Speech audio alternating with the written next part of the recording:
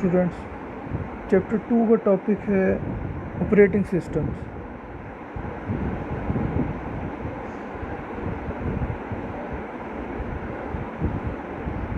अच्छा, सबसे पहले ऑपरेटिंग सिस्टम होता क्या है? ऑपरेटिंग सिस्टम को शॉर्ट में हम ओएस भी कहते हैं। ऑपरेटिंग सिस्टम एक सिस्टम सॉफ्टवेयर है, ठीक है। और ये जो सॉफ्टवेयर होता है ये पूरे कंप्यूटर को कंट्रोल करता है, ठीक है। कंप्यूटर के अंदर कोई भी काम हो रहा है, ठीक है, कोई प्रोग्राम हमने चलाया हुआ है, कोई गेम चलाई हुई है, कोई यानी कि कोई चीज़ कॉपी कर रहे हैं हम, ठीक है। इस तरह कोई भी काम हम जो कर रहे हैं वो इस ऑपरेटिंग सिस्टम के अंडर ही हो रहा होता है, ठीक है। हमारे जो पर्सनल कंप्यूटर है उसके अंदर जो विंडोज़ होती है, ठीक है, विंडोज़ एक्सपी है, विंडोज़ 7 है, विंडोज़ 10, वो ऑपरेटिंग सिस्टम है, ठीक है, उसको ऑपरेटिंग सिस्टम कहते हैं। तो ये जो ऑपरेटिंग सिस्टम है इसका काम सारी मैनेजमेंट करना है कंप्यूटर की, ठीक है, कि कितनी रैम किस प्रोग्राम को देनी है, कितने प्रोसेसर की स्पीड किस प्रोग्राम को देनी है, ठीक है, कितना यानी कि हार्ड डिस्क किस प्रोग्राम को देनी है, ठीक है। ये इस सारी चीज़ को मैनेज करता है, ठीक है। इसके अलावा वो सारा कुछ कंट्रोल कर रहा होता है, जो भी काम कंप्यूटर में हम कर रहे होते हैं उस सारे को वो कंट्रोल कर रहा होता है, ठीक है। तो इसका काम जो है, इसके अलावा डाटा को ऑर्गेनाइज़ करना है, ठीक है, डाटा कहाँ पे रखना है, ठीक है, कहाँ से उठाना है, कहाँ पे रखना है, यानी कि ये पीछे बैकग्राउंड में ऑटोमेटिकली काम कर रहा है। हम अगर कोई 2-3 सॉफ्टवेयर कंप्यूटर पे चला देते हैं, ठीक है, एक हमने फ़र्ज़ करें ब्राउज़र चलाया हुआ है, दूसरा हम कोई और मीडिया प्लेयर चला देते हैं, ठीक है, उस पर कोई ऑडियो चला देते हैं, तीसरा हम कोई और कैलकुलेटर भी कंप्यूटर पे जो है वो तीसरा वो भी ऑन कर देते हैं। अब 3 प्रोग्राम चाह रहे हैं एक ही वक्त में, ठीक है।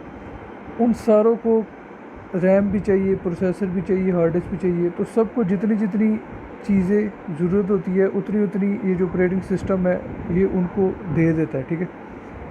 अगर एक ब्राउज़र को 30 MB रैम चाहिए तो वो 30 MB रैम उसको देगा, ठीक है।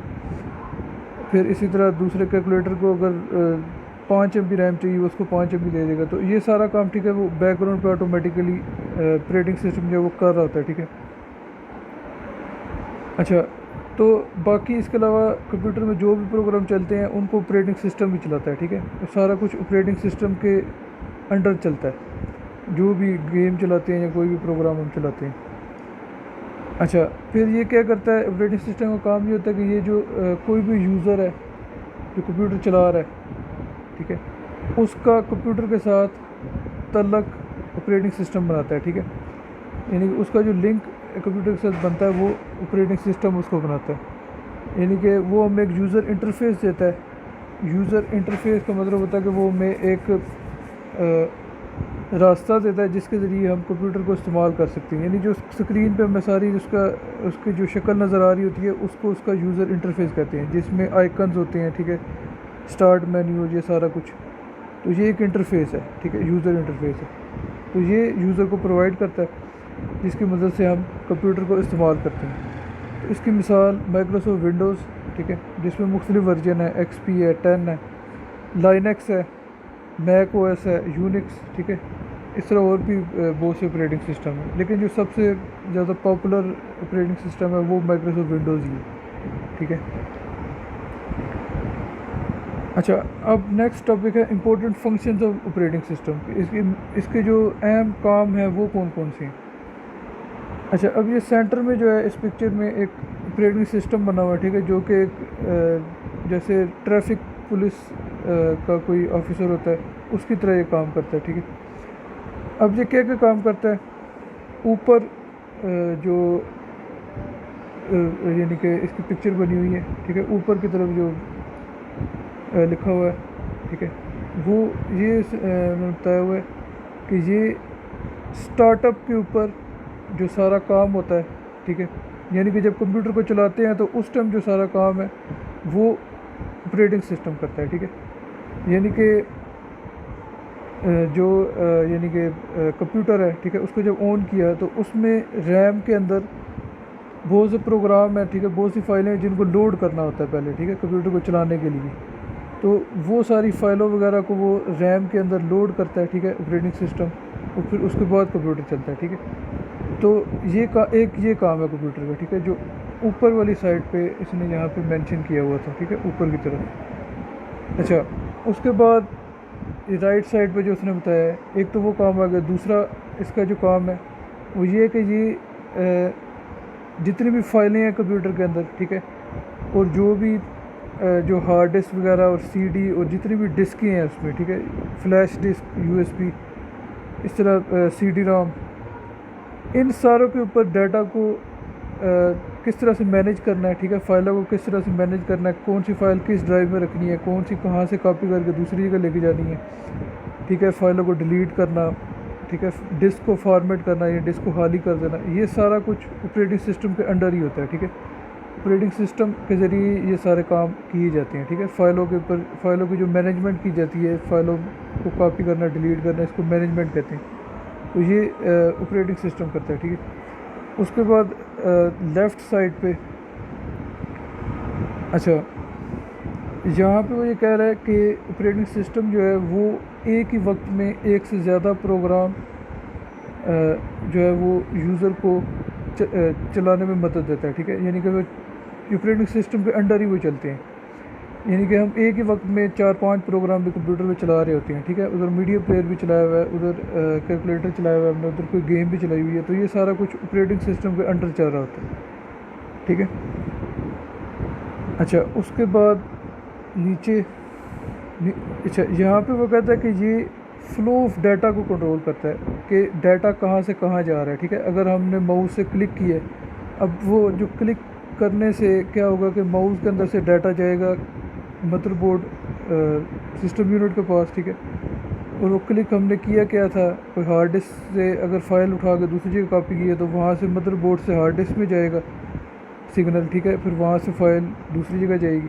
इस तरफ डाटा कहाँ से किस तरफ जा रहा है, इस सारी चीज़ को ऑपरेटिंग सिस्टम जो है वो कंट्रोल कर रहा होता है, ठीक है। वो इसी के ऑपरेटिंग सिस्टम के अंडर ये सारा काम होता है। फिर इनपुट आउटपुट डिवाइसेस, ठीक है, इनपुट आउटपुट के जितने भी काम हो रहे होते हैं कंप्यूटर के ऊपर, इनपुट डिवाइसेस जैसा कि कीबोर्ड, माउस वगैरह, ठीक है, और आउटपुट जैसे मॉनिटर है, प्रिंटर है, इनके जो सारे काम है कि डाटा कहाँ जो डाटा कंप्यूटर को मिल रहा है वो इनपुट हो रहा है, ठीक है, और जो डाटा कंप्यूटर, जो इन्फॉर्मेशन कंप्यूटर हमें दे रहा है वो आउटपुट है। ये सारा काम भी ऑपरेटिंग सिस्टम के अंडर ही हो रहा होता है, ठीक है। और इसके अलावा जितने भी डिवाइसेस हैं, माउस, प्रिंटर, स्कैनर, स्पीकर, इन सारों की कॉन्फ़िगरेशन भी जो है वो ऑपरेटिंग सिस्टम करता है, ठीक है। इनको सारा सेट जो है वो ऑपरेटिंग सिस्टम ने किया होता है।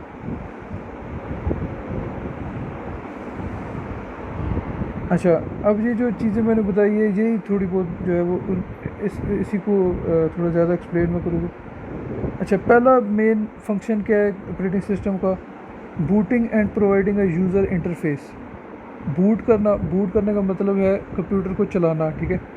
जब कंप्यूटर ऑन करेंगे ऑपरेटिंग सिस्टम जो ज़रूरी फाइलें हैं, ठीक है, उनको वो उठा के क्या करेगा, रैम के अंदर लोड कर देगा, ठीक है, जो कि एक विंडोज़ को चलाने के लिए ज़रूरी होती हैं जो फाइलें, ठीक है, वो सारी फाइलें जो है वो क्या करता है कि रैम के अंदर लोड कर देता है, फिर जो है उसके बाद कंप्यूटर ऑन होता है। अच्छा, एक तो ये काम है। इसका दूसरा काम है यूज़र इंटरफेस प्रोवाइड करना। यूज़र इंटरफेस मैंने थोड़ा सा भी आपको बताया क्या होता है। कंप्यूटर की जो शक्ल है, जब कंप्यूटर ऑन करते हैं तो उसकी जो हमें शक्ल नज़र आ रही होती है, जिसमें उसका बैकग्राउंड डेस्कटॉप होता है, फिर आइकन्स होते हैं, my computer, my documents, recycle bin, ठीक है, नीचे स्टार्ट मेन्यू, ये जो सारी उसकी शक्ल होती है इसको हम यूज़र इंटरफेस कहते हैं, ठीक है। ये वो चीज़ होती है जिसके ज़रिए से एक यूज़र कंप्यूटर को इस्तेमाल करता है, ठीक है।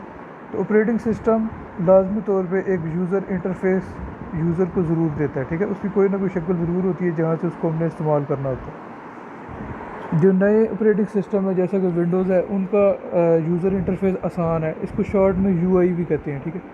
तो उनको यूआई जो है इस्तेमाल करने में आसान है और खूबसूरत भी है, जैसे कि विंडोज़ 10 है, विंडोज़ एक्सपी। जो पुराने ऑपरेटिंग सिस्टम थे उनका जो यूआई था वो मुश्किल था, ठीक है, जैसा कि डास था, ठीक है। डास में सिर्फ एक ब्लैक स्क्रीन नज़र आ रही होती है और ऊपर जो है वाइट कलर का की लिखाई नज़र आती रहती है, ठीक है।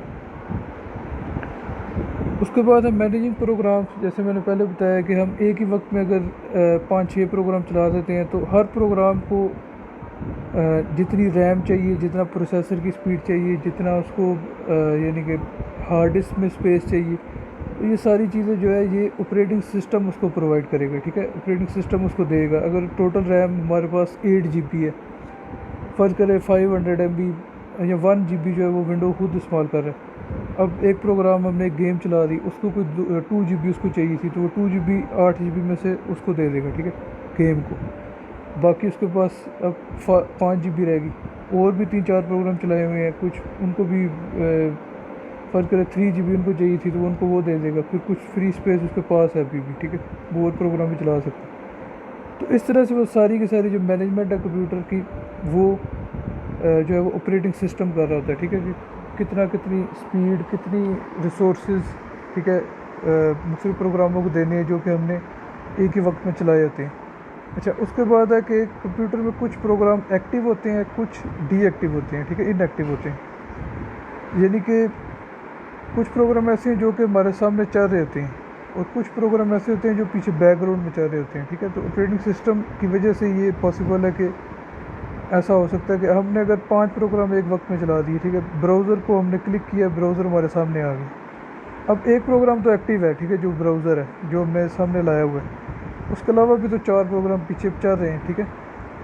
वो सारे जो है वो इनएक्टिव प्रोग्राम्स है इस वक्त, और वो उनको जो है वो ऑपरेटिंग सिस्टम बैकग्राउंड में चला रहा होता है। वो भी चल रहे होते हैं लेकिन वो हमें नज़र नहीं आ रहे होते, वो नीचे मिनिमाइज़ हुए होते हैं, ठीक है, नीचे गए होते हैं, लेकिन वहाँ पे वो चल रहे होते हैं।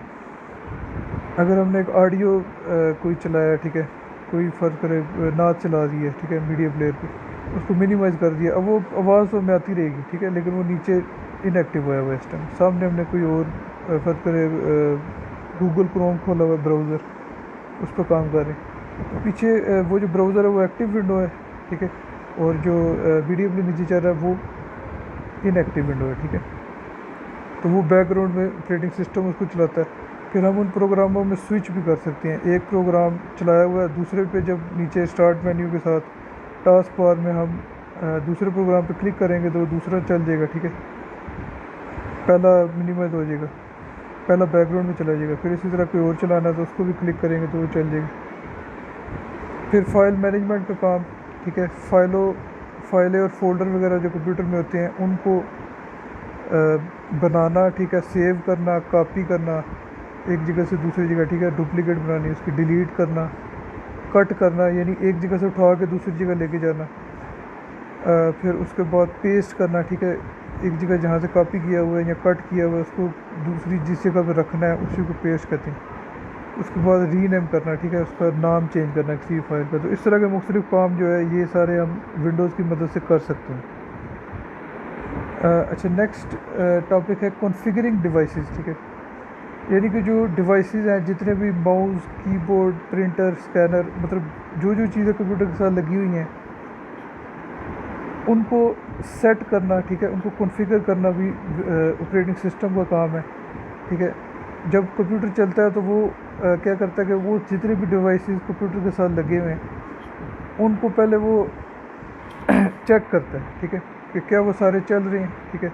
फिर उनके ड्राइवर रैम के अंदर लोड कर देता है, यानी कि जब माउस अब एक डिवाइस लगा हुआ है, ठीक है, कंप्यूटर के साथ, वो तब चलेगा जब उसका ड्राइवर रैम में लोड होया होगा, ठीक है, मेमोरी में जब उसका ड्राइवर लोड हो जाएगा तब भी वो काम करता है। तो विंडोज़ क्या करती है कि जब कंप्यूटर चलता है, ठीक है, तो ऑपरेटिंग सिस्टम उसका ड्राइवर लोड कर देता है, इसलिए माउस हमारा चलना शुरू होता है। अच्छा, फिर उसके बाद जो नए डिवाइसेस हम कंप्यूटर के साथ लगाते हैं, फ़र्ज़ करें हमने एक नया प्रिंटर लेकर आए हैं, कंप्यूटर के साथ लगाया है, वो उस वक्त तक नहीं चल सकता जब तक उसका ड्राइवर कंप्यूटर के अंदर ना आ जाए। जैसा कि गाड़ी हम लाते हैं, अब गाड़ी को चलाने वाला जब तक कोई ड्राइवर नहीं होगा तब तक वो गाड़ी नहीं चल सकती। इसी तरह कंप्यूटर में भी है कि एक कोई भी डिवाइस हम कंप्यूटर के साथ जब लगाते हैं तो उसको चलाने के लिए एक सॉफ्टवेयर चाहिए होता है जिसको ड्राइवर कहते हैं, ठीक है। अब वो ड्राइवर वो विंडोज़ जो है वो क्या करता है कि वो विंडोज़ की मदद से ही वो ड्राइवर इंस्टॉल होते हैं यहाँ तो वो पहले ही विंडोज़ में मौजूद होते हैं, वो वहीं से इंस्टॉल करके चला देता है उन डिवाइसेस को, ठीक है, डायरेक्ट चला देता है। अगर उसमें नहीं है, ठीक है, विंडोज़ में पहले से अगर उस प्रिंटर का ड्राइवर मौजूद नहीं है जो मैं मिसाल दे रहा था, तो फिर हम किसी सीडी या कहीं इंटरनेट से, ठीक है, उसका ड्राइवर डाउनलोड करके विंडोज़ की मदद से ही उसमें इंस्टॉल कर देते हैं। अच्छा तो सब्सक्राइब करें। अल्लाह हाफ़िज़।